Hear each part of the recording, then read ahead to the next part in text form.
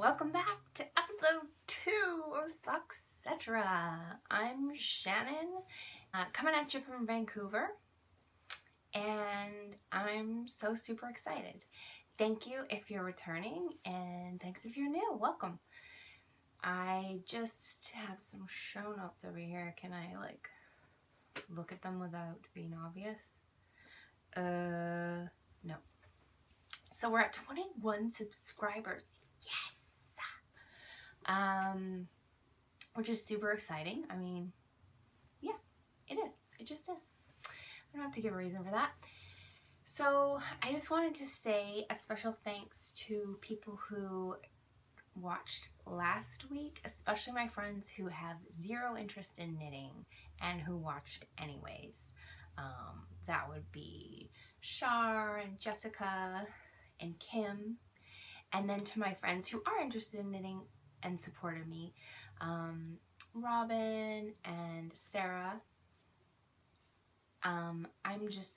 There's probably others that I'm not thinking of, but yeah, you guys left me notes or, made it pretty obvious that you had watched the episode. So thank you for that. I super appreciate it. So at the end of the video, I'm probably gonna have a regular segment where I just talk about a little bit about the podcasters I have been loving, so I can share the love with the rest of you, because maybe some of you are brand new to this podcasting thing and you didn't know it was actually a thing. Like, I'm not just crazy. There are other people doing this, and there are other people who are doing it really well and who I am loving. So at the end, I will mention some of those. But right now, I want to give a very special mention because I watched this podcast and I absolutely fell in love. And this podcast is called LegacyKnitz, and it is hosted by Chelsea. And Chelsea's a relatively new knitter. I think she's been serious about it for about a year. And so she hosts this knitting podcast. And occasionally, well, I think a couple times, she's brought her mom in, who is the one who taught her how to knit. And her mom is Sue. And the very first podcast of Chelsea's that I watched, Sue was, I think it's the most recent podcast. Sue was a guest for, I think, the second time. And the two of them together are so adorable and endearing and entertaining. Just their back and forth banter and the connection between them. I mean, as someone who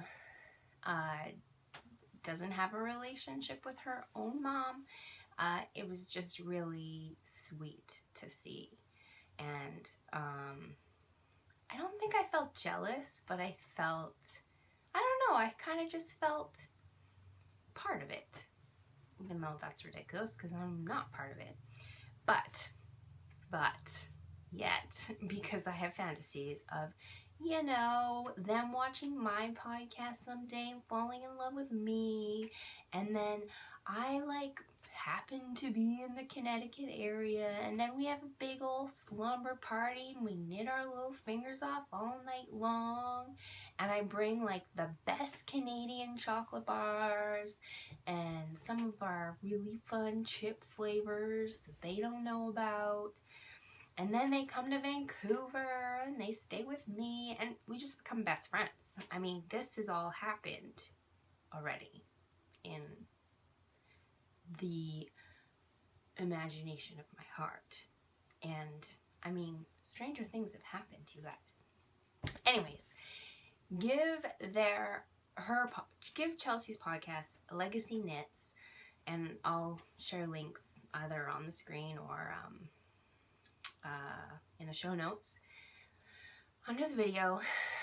Give it a watch because it instantly became my favorite. It was maybe the 6th or 7th knitting podcast I found, but I just connected to them instantly. So I think you'll enjoy her, and then when Sue comes on, that just like extra goodness. So yeah, they're both lovely, lovely. So yes, so what's today going to look like? Today is going to look like, I'll talk about my finished projects. These are the segments I've decided my podcast will regularly have. So, I mean, it's pretty standard if you're watching other knitting podcasts. So finished projects, my works in progress, any stash enhancement, which I happen to have, podcasters I'm loving, and then at the end of every episode, for if you're only interested in the knitting part, you can leave for this part, but I'll tag on 2 Shan things at the end of every episode. Just a couple of random things about me so that, you know, we can get to know each other a little. Because I'm a fairly layered and interesting person, as you are. So why not, you know, do this thing. And then, yeah, that's it. That'll be it. So let's get right to it. So finished projects. I actually have this, when did I finish this? I finished this back in October. I think it's one of the very first things I picked up or cast on when because as I mentioned last time, I often take a big hiatus during the summer or spring and summer months. And I was part of the reason I'm hoping this podcast will really help me just keeping the momentum all year long. So I think this is one of the very first things I cast on when I started knitting again in October. And this is the Graham hat. It's a free pattern on Ravelry. I actually went into a local yarn store one day when my car was in the shop, and they had this sitting out, and so I thought I needed to knit that. And it's knit with, the colorway is called Wasabi, which is awesome. And it's knit, and it's oh my goodness, it's a local yarn. It's a local yarn company called Sweet Fiber, and it's really, really lovely yarn. It's pretty sure it's worsted weight. Anyways, if you follow me on Rav, Shannon Fisher on Rav, no C, don't try to put a C in my name. Keep it simple, people. Why do you do that? Everybody does. So if you follow me on Rav, I put all my details on my projects. So yeah, this hat actually is supposed to go to our friend Brian. This is how I would wear it, as probably most people would. It's supposed to go to our friend Brian. I don't think it's supposed to, no. It's supposed to go to our friend Brian, but as I warned him, me getting to the mailbox, really not high odds of that. He's in Toronto, so that's actually my one and only finished object, because everything I'm working on right now is on the needles. Which brings me to my works in progress. So I actually, yesterday, my daughter Emma and I went out to South Surrey to visit her grandmother, my mother-in-law, Janet. Hi, Janet. She's also one of those other lovely people who was super supportive, and even though she wasn't knitting at the time, she watched anyways and suffered through it just out of pure love. So, but now she's knitting because after 35 years, she decided it was time to pick up the needles again. So she just needed a refresher course. And I figured, so I sent her some hats, actually. I sent her some hat patterns, and I was like, pick out a hat pattern. So she did. And then she saw my episode last week and was like, hey, what about that shawl? Would a beginner be able to do that? And I said, absolutely. A shawl would be a great first project. I think would be even better than a toque. That's what us Canadians call hats. That's what we did. We went and got her some yarn for Among the Shadows shawl, and the ladies at the Valley Yarn store in Surrey were the greatest, as people in yarn stores typically are. They were just so super helpful, and they sort of tended to Janet while I picked out yarn for my latest project. So just a shout out to Valley Yarns. I keep wanting to say Yarn Valley. Valley Yarn in Surrey, because whoa, that store is wonderful. They have really, really great stuff. So yeah, highly recommend that store. And its staff, really, really great people. I was actually in there twice in the last few days. Because, so here's on to my works in progress. So the first work in progress is this shawl. Oh my goodness, and I'm not going to remember the name of the shawl, so I'll put it on the screen and then I will link to it in the show notes. And it's beautiful. Okay, so I really like all the colors I chose for this shawl individually. It has 3 repeating things, so it's going to be like a chunk of gray and then stripes introducing the next color, and then a chunk of the next color, stripes introducing the next color, and then the next color. So the 3 colors I got, it's Madeline Tosh Light, Twisted Light. So it's Madeline Tosh Twisted Light, which is 75% superwash merino and 25% nylon. So I got 3 colors, as the pattern calls for. Charcoal, which is lovely. It's tonal. It knits up in my head like this. This looks darker to me than this, but anyways, I still love it. Love it, love it, love it. And then the next color, I'll just be down here getting my yarn. And then the next color, I lost the tag for this already, but I think it's called Neon Red.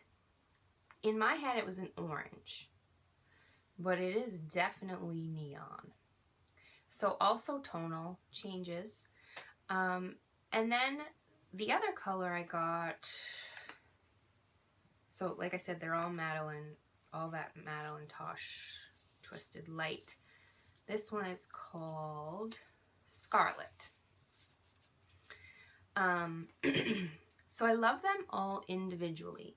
And in the pattern, the woman who knitted up, she used I think she used a really great pink, and then sort of a more of a creamsicle orange and a white. I didn't want white, but I thought, and this is definitely not creamsicle orange, but I looked at these in the store and I thought, could I be brave enough to combine these colors? And I thought they're all so great on their own, and they look good together. Like I really wasn't sure about mixing these 2, but I thought, be brave. And the ladies in the store thought, yeah, it's gonna look great. They were very encouraging, and it is great. It is turning out quite beautiful, but the orange and the gray together, or I guess it's the neon red and the charcoal together, are just, it's too Halloween-y for me. So when I look at it, I think like hockey jersey, Halloween, and it's just super not my thing. So I thought, if I'm gonna spend all this time doing this thing, I wanna love it. I wanna love it. So I hemmed and hawed. Like I actually got to here and I thought, I'm not gonna love this. But I thought maybe I'm just being too picky and ridiculous. So then I got all the colors in there, and this was all last night. Yeah, all last night. And No, I'm pretty sure I won't love it.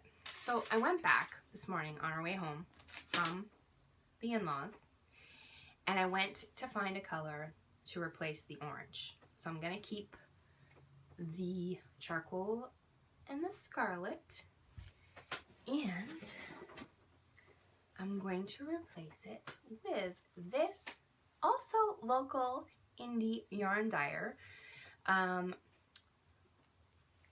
called Ocean Parks. And guess what the color is called? Vancouver Gray. And it's also tonal. You can't super, I think it's tonal. Yeah, it is. It's tonal. You can more tell here. So it's going to be, now I'm going to frog that project. All the things on my needles today, I'm pretty sure I'm going to frog. Everything I'm going to show you today is going to be frogged, which is unheard of for me. Because if you watch last time, sorry, that was me taking a breath because I'm doing that rush thing again. If you're here, you want to be here. And if you're here and you don't want to be here, you just leave. Why am I so stressed thinking that I'm like taking up your time? I mean, I am taking up your time, but you want me to take up your time. Anyways, okay, focus, Shannon.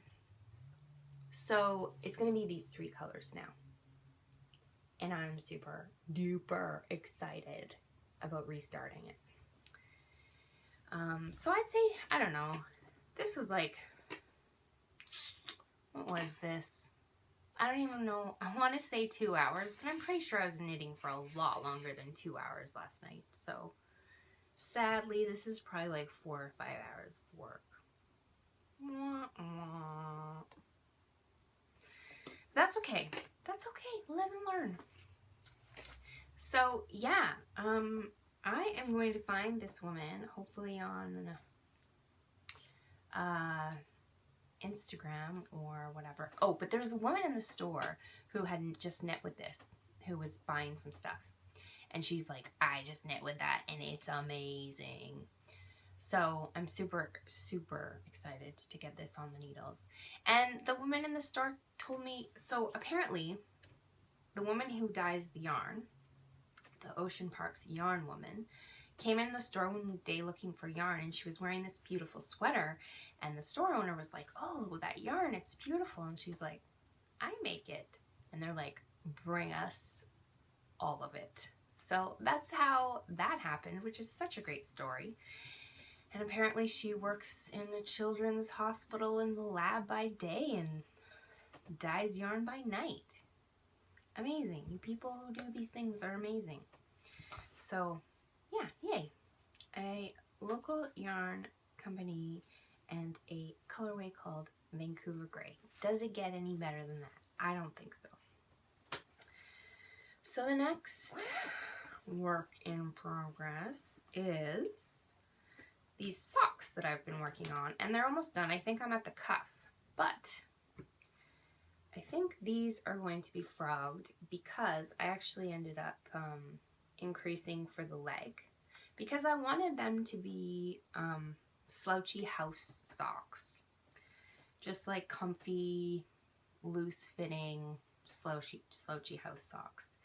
And as it stands now, there's some fuzziness happening there, but these fit, but they're really stretched out on my foot. I should have probably cast on like 4 more stitches, maybe more, maybe 8 more stitches per sock, just so they don't stretch so much, because when they're on my foot, they're like that. And I like how they look when they're just more relaxed. So I'm probably gonna frog these, guys. I'm probably gonna frog these, which is sad because it's super lots of work. I don't know, maybe I'm crazy and maybe I won't. But the good thing about these socks is that I found the heel for me. I found the heel that I'm gonna knit forever and ever, amen. It's called the Fleagle heel. Okay, so now what I love about this heel is I've been looking for a heel that isn't finicky. Wraps and turns to me are finicky. That very first heel that I did watching the following the Casa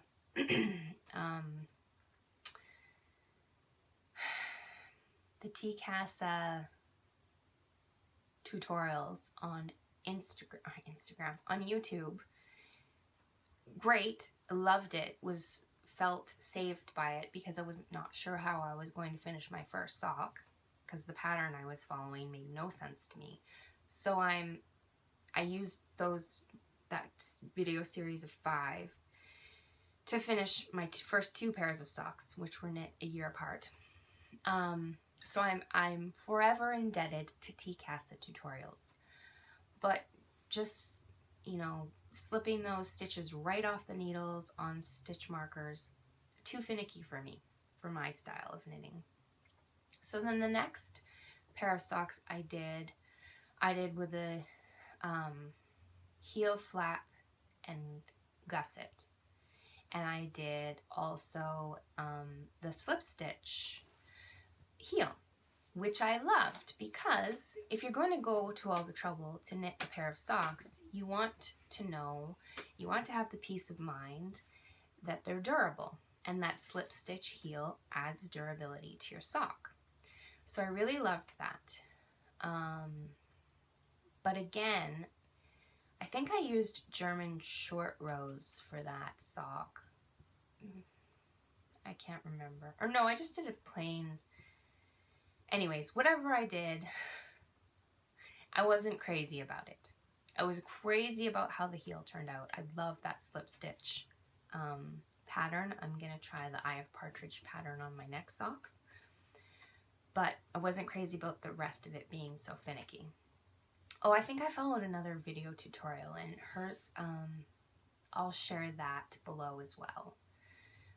Let's call it the video tutorial of socks number 3, pair number 3.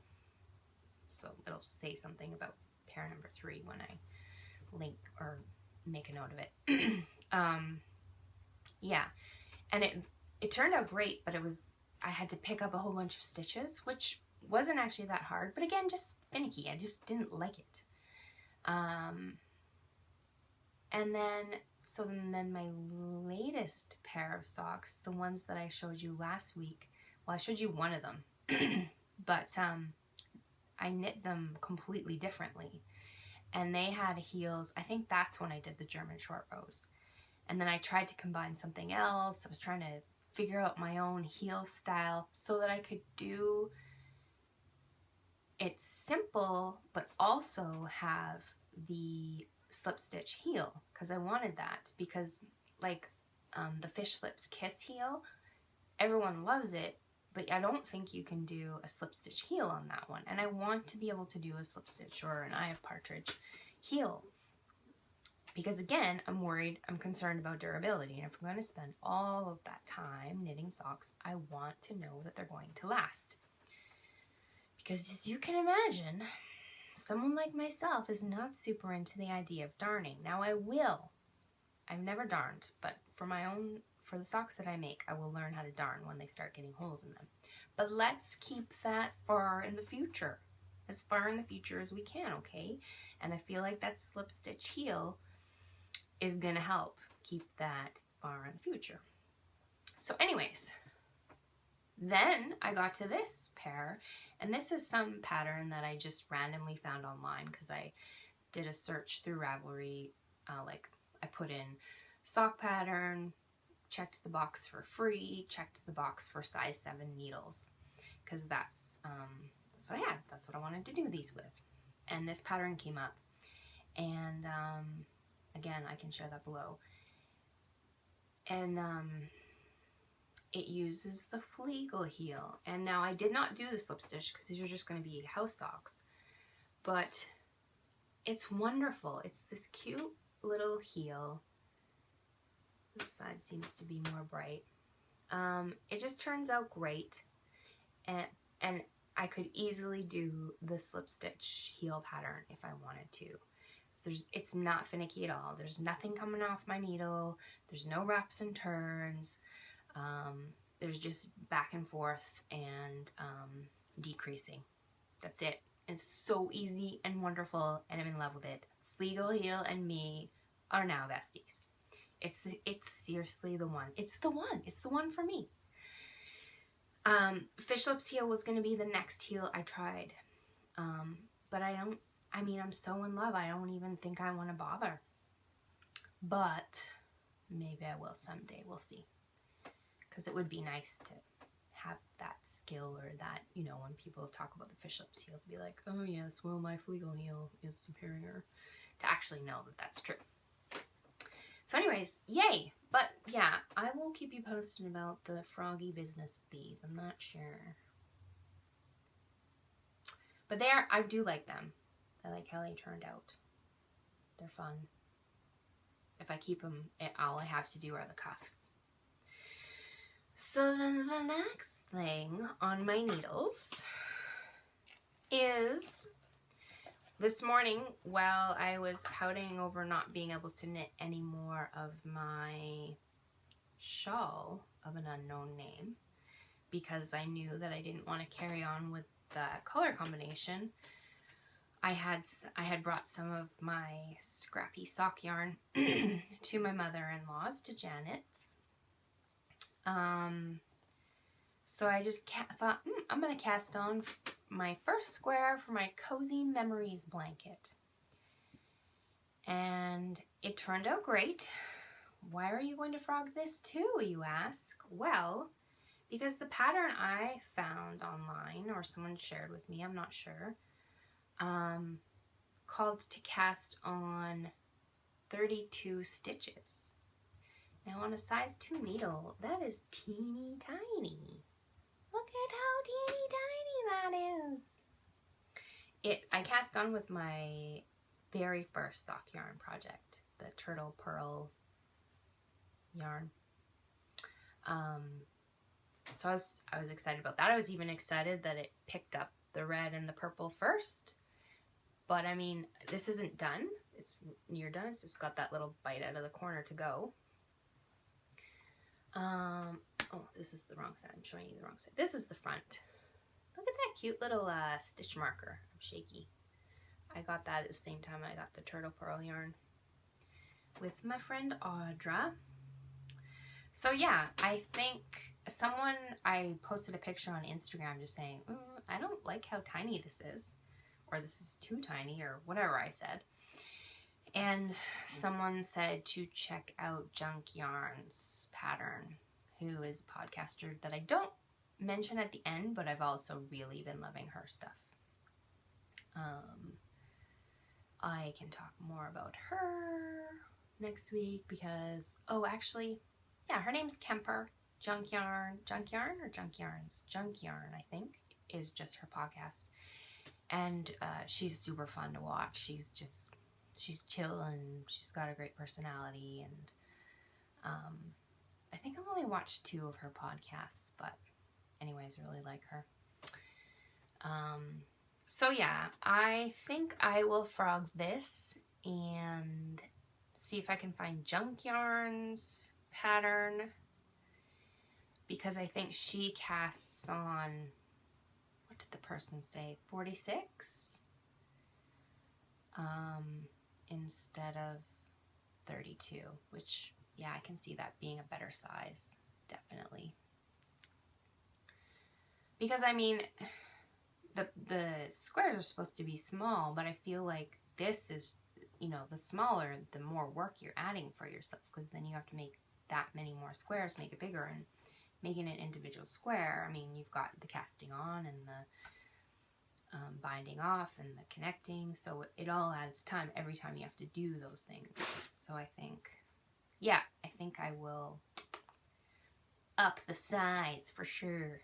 But at least I started my Cozy Memories blanket, which I'm thrilled about, because I've actually been meaning to start this blanket for a year and a half. My friend sent me a bag of her scrappy, little bits of her scrappy yarn and gifted that to me. So that has been on my heart for some time, and I just sat there and thought, why not now? Yeah, so that's everything. Those are my three works in progress. If you don't count that other blanket I showed you last week. So maybe once I get that Cozy Memories blanket, I'll try to do like 3 or 4 squares of that a week. That would be good. So then what's next, guys? Oh, my stash enhancement. So besides those 3 skeins of yarn that I got for my shawl, I also got a new pair of needles to knit them with. It's just got a green cord, and they're metal, and they are called the Haya Hayas, which I have heard these mentioned, but I've never used them. And they are size 4, 40-inch or 100-centimeter length. So good length for a shawl, good length if I ever want to do socks with this US 4. And then I got online sock yarn in the colorway Neptune.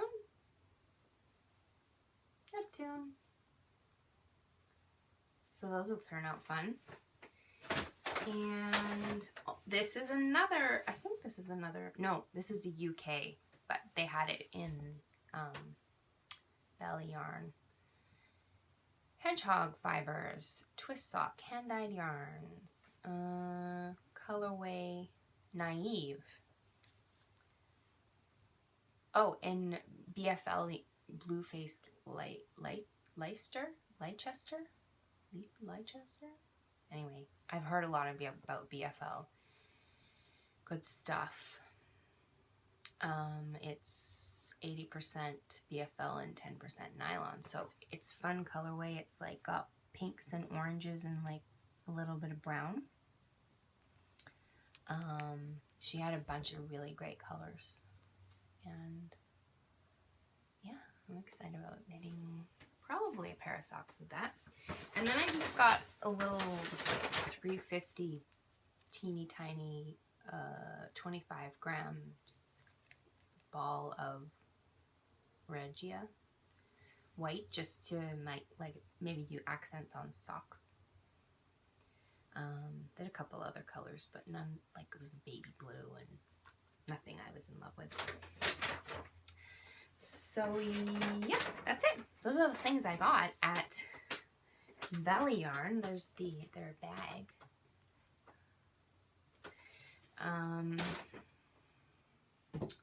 And then, so what else? What's the next thing? Okay, so the next thing is podcasters that I'm loving. So we already talked about LegacyKnitz, Chelsea, Sue. The next one I've been loving is Once Upon a Corgi, and that is with Gabby. And she actually spins her own yarn. I'm not sure if she just got into that. I've only watched a couple of her episodes, maybe one of her episodes. But she's got corgis, as you can guess, and they are featured in her podcasts. And she's young, and she's just really sweet to listen to, and she's knitting beautiful things.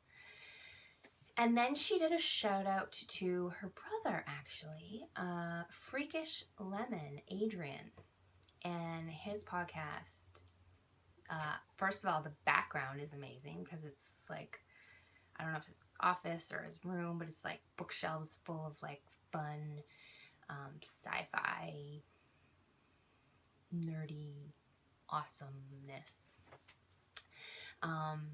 So yeah, and Freakish Lemon, I mean, that's the best name ever. So Adrian is worth checking out for sure, and he does really fun knitting things. And he's just really, he's so easy to listen to. there's a little tiny blip at the beginning of all of his podcasts, and it's fun. It's like my favorite part. I like look forward to what's gonna be the little blip before. Like isn't an every time intro, but at the beginning the little tiny blip is different every time, and I really like that. And then 10,000 Stitches with Andy, and she is exclusively a sock knitter, and she's trying to knit. I can't remember how many pairs she's trying to get through this year. 52? No. 50? I'm not sure, but she's got it all budgeted out, and she's a minimalist, and she just seems kind of badass. I haven't seen a podcast where she said it yet, but she strikes me as a feminist as well, and yeah, I really enjoy her. She's quirky. Quirky people are the best. So Andy is lovely, and I like listening to her talk about socks because I'm super into socks now. I've been dreaming about knitting socks. So yeah, check out Andy, 10,000 Stitches. That's, well, I'll link to it. And then Knitting Expat with Mina, and she seems to be beloved in the knitting podcasters community. She's from Bahrain, originally from the UK maybe, I'm not sure. But yeah, she is like a knitting machine. She knits while she talks to you, and I swear like only her thumbs are moving. I try to like watch, what is she doing? She's taught herself not to like push the needles through with her hand, like poke the pokey ends, which I'm constantly poking myself, so I would love to know how she does that, but I don't know.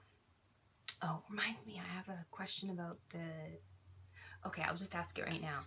I have one more podcaster to mention, but if anyone knows of a video or wants to make a video or wants to share their knowledge with me about weaving in the ends of the Cozy Memories blanket, I mean, I know there's lots of different styles of weaving in the ends, but what's the go-to for the Cozy Memories blanket? Because I'm thinking, how am I going to weave in ends without it being very noticeable and secure? You know, all those things you want to happen when you weave in ends. So if anyone has any information about that, oh, something else. Okay, I'll save that to the end. Okay, so yeah. If anyone has any information about that, that would be really great.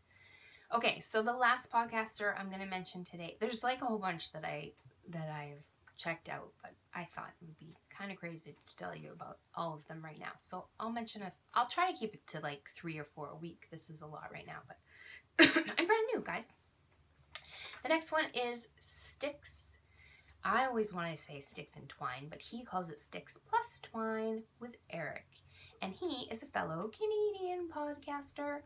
And I can't remember how long he's been knitting for, but he seems pretty chill about it. Like he's you know, he's not like a knitting expert, but he's just in love with it, and it's really enjoyable to listen to him talk about his projects.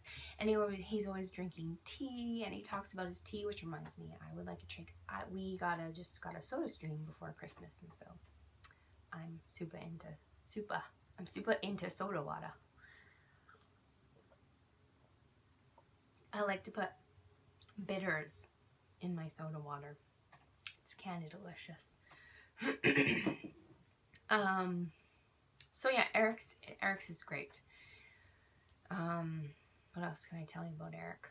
Not much, because I've only watched a couple episodes of everyone, because it hasn't been that long that I've discovered. I'm trying to remember how I stumbled upon knitting podcasters, but it was like seriously only a week and a half ago, and now I'm doing it. So you can tell that's how much I love it. Okay, so the final segment of our show. So if you're just here for the knitterly things, then thanks for joining, and I super love that you're here. And now we're going to talk about 2 Shan things. So the first thing I'm going to tell you this week is that I was born and raised in Alberta. I think I mentioned last time that we've only been in BC for 4.5 years now. But I was born and raised in Calgary. And then my husband and I met in central Alberta. We lived in Calgary for the first, like, 3 seconds of our marriage, and then he was a pastor at the time. We're atheists now, which is another story. He was a pastor at the time, and he got a job at a church in central Alberta in a town called Lacombe. So we moved out there thinking, we'll stay for a year or 2. Well, 11 years later, we were still there. And I loved every minute in living in Lacombe. I never thought I would love living in a small town. Well, it wasn't even a small town. It's got city status now. I think it's at like 13 or 14,000 people, maybe 15. So it's the city of Lacombe now. But it was the town of Lacombe when we moved there. And I adored it.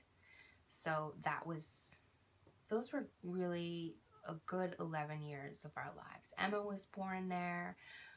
I got my teaching degree there. I got my first teaching job there. I did the bulk of my teaching career there. Met some great people. When I think about Alberta, those are the people that I think of, and those are the people who still have my heart, and I love them and I miss them.